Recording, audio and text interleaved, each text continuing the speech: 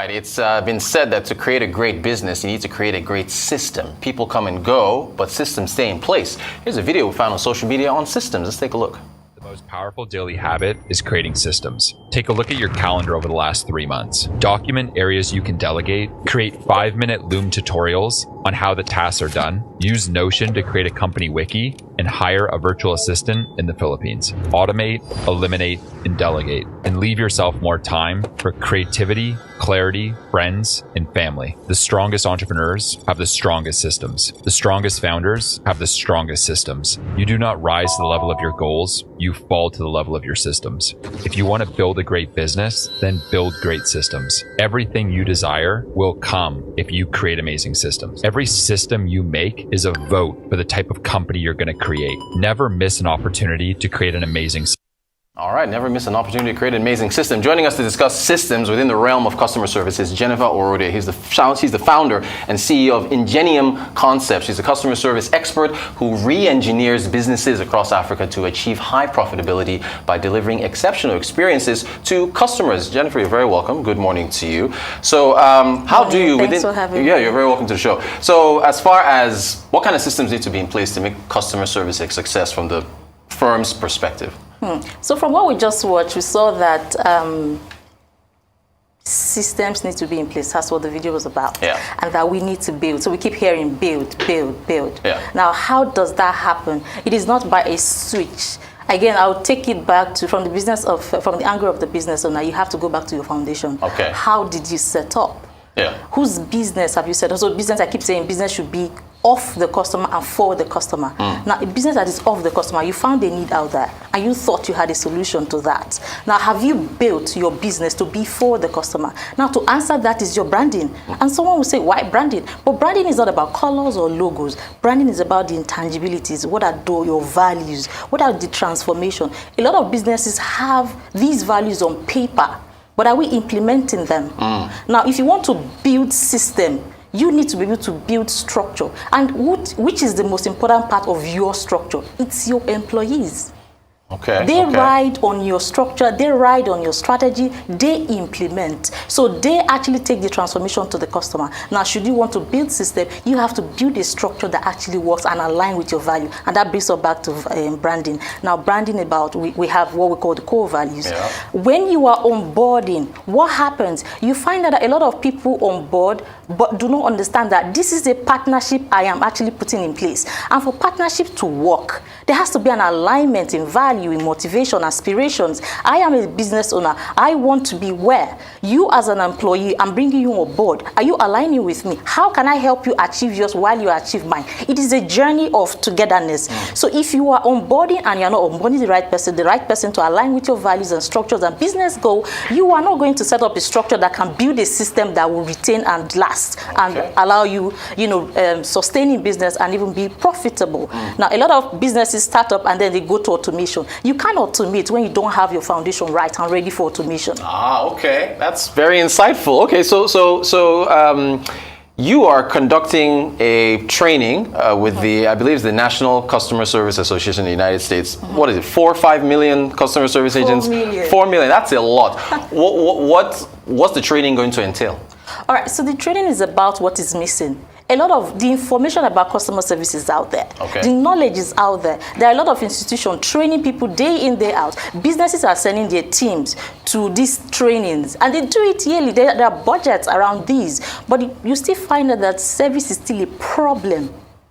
Yep. In this country, in our continent, and guess what, is all over the world. It's not a regional problem. It's a global problem. Okay. Now, you find that these trainings, everyone go and then they acquire the knowledge, but no one is about the practicality of the knowledge, the implementation of that knowledge. And that's what the training is about. Now, I am not coming to teach you or to train you what you already know. It is a knowledge you have. I am here to tell you, implement. This is how you can implement. You need to be able to implement for you to get results. If you pour out, so take for instance, people say, communication, you have to do this, you have to. And then someone asked me a question when I was having a webinar with the West African Association of Customer Service. And I said, it was a fire chat series. And someone asked a question, there's a customer who is very difficult, you don't even know how to. They come in and they scream and they yell, I want to see the manager. And I said, let them see the manager. But they are requesting to see the manager because you haven't done your work. Now, the first thing you need to do is when a customer approaches on your premise, you smile. But a lot of people thought that smiling they learnt it. Okay. It's part of service. Oh, yeah. Customer service rep must smile. Yeah. But do you know something? When you smile, what does it do? It is not for the customer. It is for you. Right. Okay. The customer service rep. Because as a customer service rep, you have to be receptive, and smiling brings that to you. You have to contain your emotions. Smiling brings that to you. You have to be ready and be receptive and be positive. You have to create an aura of positivity around you. Yeah. That's what the smiling does for you. So the smiling, they tell you to smile in front of the customer. It is not for the benefit of the customer. It is for you to be ready to receive whatever comes, whatever the customer is bringing. But again, you are creating a perception. So what the customer sees, oh, this person is receptive, oh, this person is friendly, or this person is that. That's what the customers see. So see, smiling. They teach you to smile, but who tells you about this and what it does to you? Now, emotional intelligence is something you need to have. They say it to people, but how does that happen? How do you activate that? Smiling does that as well. So we need to understand what we have learned, the knowledge we have. How do we implement? So it's a question of how. That's what the training is addressing. And I keep telling people, don't come and think that I'll be defining to you. No, come because I know that there's a lot of trainers out there, and I'll be telling you what your trainer has failed to tell you. Another thing is, I was interviewing a lot of trainers people who were applying to become customer service trainers, and I kept doing this. Training customers, and you're training the trainers as well. And I kept doing this. I said, you're not going. Go take more training. You need to be able to implement first. You need to understand it to be able to pass. Now, when you're teaching, you're not just pouring out knowledge. You should be impactful. And again, businesses need to understand this. It is not enough for you to get a HR person. You need to get a HR coach. Okay. Yes, because that profession has to deal with a lot of emotions, and you don't want your service people losing themselves in the course of service. Yes. You need people to be able to coach them to say, okay, it is okay to be offensive. It is okay to be angry. It is okay for you to feel the way you feel. But guess what? You don't have to lose yourself in it. It is not personal. I feel like I'm in a therapy session right now. This is really good stuff. Okay, I do want to ask you about India. Companies around the world, India seems to be the hub of customer. Is Africa under threat from India since companies are outsourcing all their customer service reps there? How do you see the customer service competition across the globe playing out? Now, the thing is, a lot of, so India, good. In fact, I've worked with them. Okay. I've worked with teams from on various capacity from that region. Yeah. But the truth is, there are still gaps. Okay, okay. And again, it's another objective of this training. You don't have to, using the word jackpot, a lot of people jackpot. And I say to you, you are going to a more structured environment. You need to give. Right. What do you have to give? Right. Customer service is what the pandemic has brought to us is we can be at any point or any place in this world and be able to serve, be able to earn in the currency you want to earn, you want to be paid. Now, but the thing is, what do you have to give? Have you positioned yourself for that opportunity that is knocking at our door? India, they are doing it. Africans, we can do it because we're actually even better. There are people in the Western world that are looking to recruit Nigerians and are looking to recruit the Ghanaians, are looking to recruit Africans. Why? Because we are very resilient. We are very dedicated to our job. Yeah. But the truth is, for someone to be able to onboard you internationally, you have to be able to know what you are giving and know your worth. Yeah. Your value proposition, what you're offering to the company, right? Yes, what you're bringing on board. Because it's a partnership. I want to grow your business. You equally need to grow my career. And that's where alignment comes in. You can't align with someone who wants to, for instance, if the person is very big on growing network, the person wants to become the CEO in the next 5 years. Yeah. And this is what I do in my organization. Every of my employees, they know that at the point of onboarding, I am planning your exit. How long are you staying with me? Really? I need to, yes. So as you come in, we are planning your exit because I know you're going in 5 years. Right. And you have told me what you will do in 5 years. So I know that I need to build you to be that person in 5 years as you build me along. Yeah. So we're building ourselves. And it's always there is harmony and there is joy. And then when they exit, doesn't mean that because they've exited or they've become another employer, you don't have to do business. And I keep telling them, it's going to be a consortium. Everyone is going to be together. So it means that I'll run partnership with you. You are going to be, because especially if I know that your business is going to align with what I'm currently doing, why not? I'm not letting you go. Because I have instilled in you cultures and that would make us work together. And I'm very big on culture. Why is that? You have to live. So customer service is not about what you give. It is your lifestyle. Right. You have to live it. You have to be it. Because you're talking to people Because all day. it's your neighbor. Yeah, exactly. Yes, we are all customers.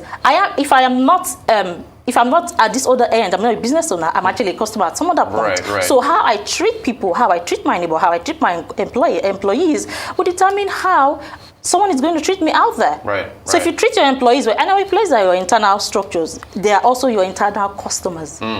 How you treat them is a reflection of what they will do out there.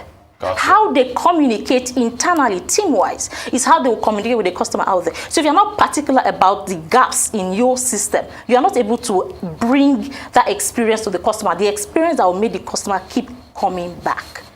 I mean, I gotta say, you've really opened up customer service, and it's very ingrained in our lives. Very quickly, technology. I know we have a minute to go or so, but there's all this talk of artificial intelligence and machines. Is there any fear that machines will take over and it'll be a machine talking to customers at the other end of, No? Humans are emotional beings, and Right. machines can give you that. Right. And because that can happen, I keep saying something I said again about my FAQs. Yeah. Now you find out that even in the Western world, FAQs are now the escape route for lazy customer service rep.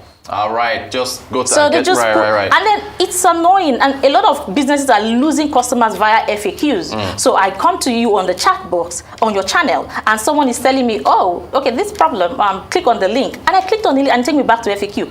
Goodness me, I've gone to FAQ before coming to you. Right. So if I can't have the after support for your service I have onboarded, or for your product, what do I need it for? So yes, AI is good. Yeah. AI is meant to bring ease to service and make it swift, because really you want to be able to manage time and manage people and manage processes. But guess what AI does? There's a lot of benefit around AI, and I talk about this all the time. The benefits are enormous, but you need to be ready to be able to exploit. Now, for instance, if you don't understand your responsibility, how can you unlock its powers? You are responsible for that product. The AI is not going to work on itself. It's not going to explore. So you are going to feed it things, and you are going to be ready to implement it. Now, if you don't understand it, how do you implement it? How do you even get people who understand it? People on board this consultant to come to their businesses and have all of this system built. But again, they just do when they are leaving, and it's very frustrating. They leave and they tell you it's 2 days training they give to your staff. That can't work. It's got to be more than that. That can't happen. And then there's a business that I restructured for, and I said, okay, normally people will stay with you for 2 years, but I'm going to be here for 3 months. And you are not going to send me away, because I'm not going to give you a product that I'm not going to own. Yeah. So I will stay with you, and if I say that you're not growing at a pace I want to grow, I am still going to stay more. So it means you're going to keep paying me to improve the business. Look, to improve that business. It's about results. It is about results. Hey, look, thank you so much. This has been a very, very in-depth conversation on customer service. Jennifer Orode, founder, CEO, Ingenium Concepts. Thank you, and good luck on your training for the 4 million customer service across Africa. Thank you so much. Thank you.